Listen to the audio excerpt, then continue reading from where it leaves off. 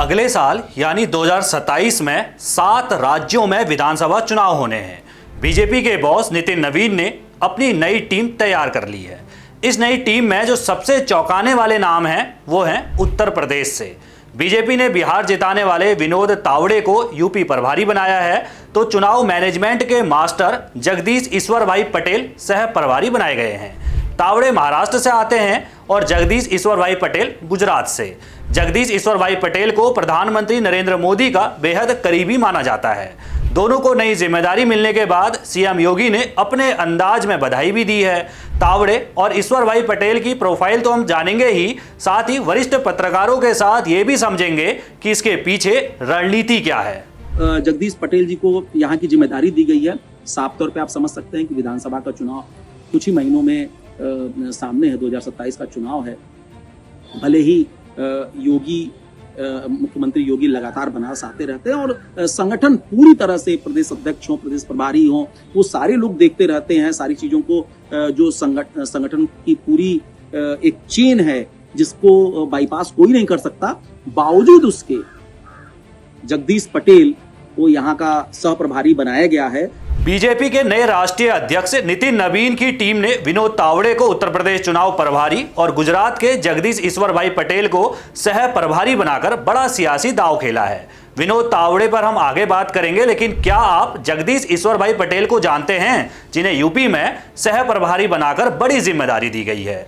जगदीश ईश्वर भाई पटेल गुजरात के एक वरिष्ठ और अनुभवी नेता हैं। ये अहमदाबाद की अमराईवाड़ी विधानसभा सीट से चुनाव जीतकर विधानसभा पहुंचे थे। जगदीश पटेल को प्रधानमंत्री नरेंद्र मोदी का बेहद करीबी और भरोसेमंद माना जाता है। ये पिछले करीब 3 साल से प्रधानमंत्री के संसदीय क्षेत्र वाराणसी में रहकर संगठन और चुनाव प्रबंधन की कमान संभाल रखे थे। यानी जगदीश पटेल 2024 के लोकसभा चुनाव के दौरान वाराणसी में प्रधानमंत्री नरेंद्र मोदी के कैंपेन को संभालने वाली बीजेपी की कोर टीम का हिस्सा थे। पटेल को ऐसे व्यक्ति के तौर पर देखा जा रहा है जो वाराणसी में मोदी के करीबी के तौर पर दिवंगत सुनील ओझा की जगह ले रहे हैं। वैसे बीजेपी की उत्तर प्रदेश में यह पुरानी और परखी हुई रणनीति रही है कि प्रधानमंत्री के करीबी नेता को वाराणसी में तैनात कर पूरे प्रदेश के चुनावी मैनेजमेंट और कैडर पर बारीकी से नजर रखी जाए। इससे पहले 2023 तक पीएम मोदी के करीबी सुनील ओझा के पास ये जिम्मेदारी थी। जगदीश पटेल की नियुक्ति से बीजेपी का प्रसिद्ध गुजरात मॉडल यानी पन्ना प्रमुख नेटवर्क, पन्ना स्तरीय बूथ मैनेजमेंट और माइक्रो लेवल प्लानिंग यूपी चुनाव में सीधे तौर पर लागू होती हुई अब हमें नजर आने वाली है। जगदीश पटेल को यहाँ का सह प्रभारी बनाया गया है और वो सारी चीजों को नजदीक से देखेंगे और उनका अनुभव भी 2024 से वो यहाँ पर हैं। 2024 से सारी चीजों को देख रहे हैं, यहाँ की गतिविधियों को देख रहे हैं, यहाँ की चीजों को समझ चुके हैं। अब उनको सह प्रभारी बनाया गया है, तो साफ तौर पर ये बेहद करीबी तो हैं ही, साथ ही बनारस और पूर्वांचल को लेकर उनकी जानकारी भी अब मानी जाती है कि अब वो जो भी निर्णय वो लेंगे वो यहाँ की राजनीति को पूरी तरह से, यहाँ का जो जातिगत यहाँ की संरचना है, सारी चीजों को देखते हुए ही वो सारी चीजें यहाँ की पॉलिटिकल एक्टिविटी को लेकर निर्णय ले सकते हैं। इसीलिए उनको राष्ट्रीय कमेटी में भी रखा गया और स्पेशली बनारस उत्तर प्रदेश का सह प्रभारी बनाया गया है, जिसका केंद्र बनारस होगा।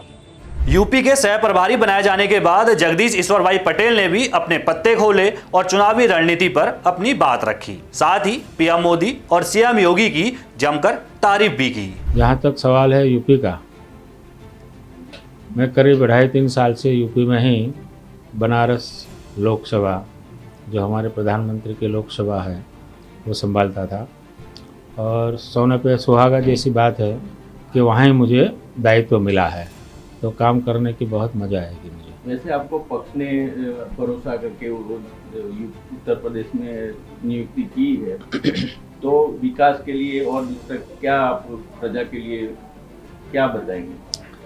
जहाँ तक विकास की बात है, आपको पता होगा वैश्विक छवि जिसने बनाई है, विश्व का सबसे अधिक लोकप्रिय नेता नरेंद्र भाई मोदी, उन्हीं की लोकसभा में मैं काम करता था। तो 2014 के बाद का यूपी और अभी का यूपी बहुत ही जमीन आसमान का फर्क है। वहाँ विकास हर गली में, हर मोहल्ले में, हर इकाई पे विकास हुआ है। माननीय योगी जी और मोदी जी की जोड़ी ने जो यूपी के अंदर विकास किया है, मैं मानता हूँ आज हम गुजरात में बैठे हैं, गुजरात की फैक्ट्री में पहले यूपी से कार्यकर्ता मतलब कारीगर मिलते थे। आज स्थिति ऐसी है कि गुजरात से यूपी में वापस जा रहे हैं, क्योंकि विकास इतना हुआ है। वहाँ बड़ी बड़ी फैक्ट्रियाँ डाली जा रही है, इंफ्रास्ट्रक्चर का काम हो रहा है। सिर्फ वाराणसी के अंदर ये 12 सालों में 17,000 करोड़ से भी ज़्यादा लागत से काम हुए हैं। चाहे ब्रिज बनना है, चाहे एजुकेशन का है, चाहे हेल्थ का है, कोई भी क्षेत्र में बड़े बड़े स्टेडियम बनना है, फ्लाईओवर बनना है, एयरपोर्ट बनना है। उसके अलावा अगर डिफेंस की बात करें तो ब्रह्मास्त्र भी वहाँ बन रहा है, रेलवे की बड़ी फैक्ट्री वहाँ बनी है।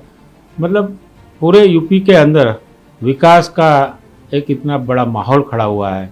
तो काम करने में ये जो विकास का काम जो है वो हम जनता जनार्दन के बीच में नीचे के लेवल तक घर घर ले जाए, बस यही हमारी कामगिरी रहेगी। अब बात करते हैं यूपी प्रभारी विनोद तावड़े की, यानी जिनके नेतृत्व में यूपी चुनाव की रणनीति बनने वाली है। विनोद तावड़े को यह जिम्मेदारी अचानक नहीं मिली है। महाराष्ट्र की राजनीति से आने वाले तावड़े लंबे समय से पार्टी संगठन में जमीनी स्तर पर काम कर रहे हैं। अखिल भारतीय विद्यार्थी परिषद यानी ABVP से अपने राजनीतिक करियर की शुरुआत करने के बाद उन्होंने महाराष्ट्र बीजेपी संगठन में कई महत्वपूर्ण जिम्मेदारियां निभाई और राज्य सरकार में मंत्री पद पर भी जो है वो रहे हैं। 2019 के बाद जब वे राष्ट्रीय संगठन में सक्रिय हुए तो उनकी पहचान केवल एक विधायक या मंत्री की न रहकर बीजेपी के प्रमुख चुनावी मैनेजरों में होने लगी। 2022 के विधानसभा चुनाव में तावड़े को यूपी, पंजाब, गोवा, मणिपुर और उत्तराखंड जैसे 5 राज्यों का चुनाव कोऑर्डिनेटर बनाया गया था, जिनमें से 4 राज्यों में बीजेपी ने अपनी सरकार बनाई। इसके बाद बिहार विधानसभा चुनाव में उनके चुनावी प्रबंधन की रणनीति काफी चर्चा में रही। बिहार में उन्होंने जिस तरह से बूथ स्तर के संगठन को मजबूत किया, जातिगत समीकरणों को साधा और जमीनी कार्यकर्ताओं का मनोबल बनाए रखा, उसी सफल अनुभव का विस्तार अब यूपी जैसे देश के सबसे बड़े राजनीतिक सूबे में देखने को मिल सकता है। यूपी की नई टीम पर बीजेपी नेता अजय कुमार मिश्रा ने अपनी बात रखी है। देखिए, जहाँ तक उत्तर प्रदेश की बात करें तो उत्तर प्रदेश से जो लोगों को जिम्मेदारी मिली है काफ़ी योग्य और क्षमतावान लोग हैं और भारतीय जनता पार्टी में कार्यकर्ताओं का हमेशा से मूल्यांकन होता है। भारतीय जनता पार्टी की फिलॉसफी है कि कार्यकर्ता की क्षमता और योग्यता का उपयोग पार्टी के लिए किया जाए, देश के लिए किया जाए। उस दृष्टि से मैं समझता हूँ उत्तर प्रदेश की टीम में जो चेहरे आए हैं वो काफ़ी योग्य हैं और पार्टी निश्चित रूप से उनको काम दे करके वहाँ पर अच्छा करेगी, ऐसा मेरा विश्वास है।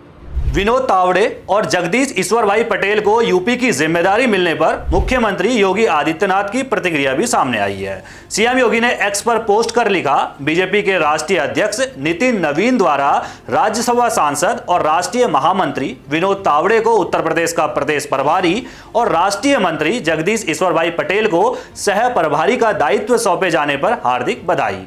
पूर्ण विश्वास है कि उत्तर प्रदेश की संगठनात्मक शक्ति, कार्यकर्ता आधारित संस्कृति और राष्ट्र प्रथम के संकल्प को आप दोनों के अनुभवी मार्गदर्शन से नई दिशा एवं नई गति मिलेगी। वैसे देखा जाए तो 2027 के चुनाव में बीजेपी का मॉडल अब पूरी तरह साफ है। चेहरा मुख्यमंत्री योगी आदित्यनाथ का होगा, संगठन की जमीनी ताकत कार्यकर्ताओं की होगी और चुनावी मैनेजमेंट विनोद तावड़े और जगदीश पटेल की जोड़ी का होगा। योगी सरकार अपने शासनकाल के दौरान किए गए कामों जैसे इंफ्रास्ट्रक्चर, एक्सप्रेसवे, बेहतर कानून व्यवस्था और औद्योगिक निवेश को लेकर जनता के बीच जाएगी। वहीं तावड़े और पटेल का काम सरकार की इन उपलब्धियों को हर गांव और बूथ स्तर पर सीधे वोटों में तब्दील कराना होगा। हालांकि यूपी की राह बीजेपी के लिए बेहद चुनौतीपूर्ण है। 2024 के लोकसभा चुनाव में पार्टी के प्रदर्शन के बाद कई सीटों पर समीकरण बदल चुके हैं। 403 विधानसभा सीटों वाले इस बड़े राज्य में टिकटों का सही बंटवारा, स्थानीय विधायकों के खिलाफ सत्ता विरोधी लहर और एक्सप्रेसवे, सड़कों से जुड़े जमीनी मुद्दों पर घिरने से बचना